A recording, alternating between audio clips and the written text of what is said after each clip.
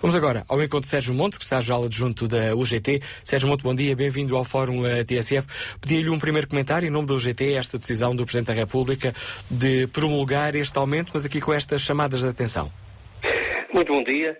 Acho que as chamadas de atenção são pertinentes, porque, como sabemos, o Governo optou por uma metodologia que foi canalizar toda a massa salarial disponível para aumentos para os escalões iniciais da tabela remuneratória.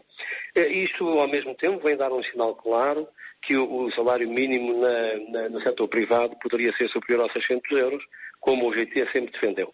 Aliás, o Governo, e nós compreendemos, o Governo não podia, à mesa da concertação social, pôr um número diferente, porque resultava do programa do Governo, que por sua vez resultava de um acordo estabelecido à esquerda, com o Bloco de Esquerda e com o Governo. Portanto, tinha que pôr os 600 euros. No entanto, tanto o Governo como o Bloco de Esquerda deixaram bem patente de que se os parceiros sociais entendessem chegar a um valor diferente para mais, para os 615, como por exemplo defendia a UGT, não haveria problemas e o Governo promulgaria esse valor.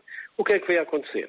Na concertação social, de facto, uma recusa bastante forte por parte das entidades patronais para que o salário mínimo não aumentasse acima de 600 euros. Quando, repara, Manuel Cássio, que nos anos anteriores os aumentos do salário mínimo tinham sido superiores a 5%. Este aumento deste ano é pouco mais do que 3%.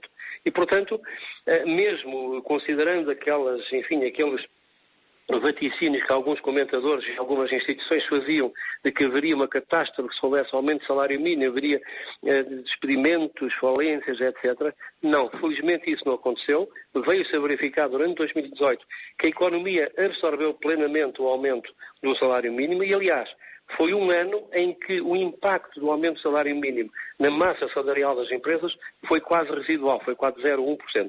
Portanto, o Governo, ao aumentar o salário mínimo para 635, enfim, na administração pública, vem dar um sinal claro de que em setores onde houver capacidade reivindicativa, onde houver negociação coletiva, devemos pugnar por um salário acima dos 600 euros. E também já aqui confirmo que no setor privado existem salários mínimos diferentes, conforme a negociação coletiva funciona melhor ou pior.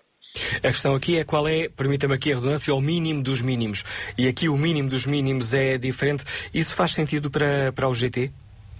Desculpe, não percebi, Manuel. A questão que estamos aqui, há diversos salários mínimos que são fruto da contratação coletiva, mas um trabalhador do público pode receber no mínimo 600 euros, um trabalhador do privado pode receber no mínimo 600 euros, um trabalhador do público 665.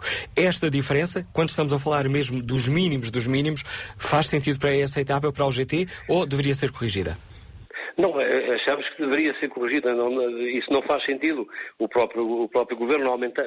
Curiosamente, no dia em que estávamos a discutir na concertação social os 600 euros, ou a hipótese de ir acima de 600 euros, estava naquele mesmo momento o Ministério das Finanças a anunciar 635. Portanto, isto não é plausível. Achamos que deveria ter havido um esforço. Mas aqui quero imputar claramente às entidades empregadoras que na concertação social não estiveram do lado do acordo e pressupor que o Governo estaria disponível a aumentar um pouco mais o salário mínimo.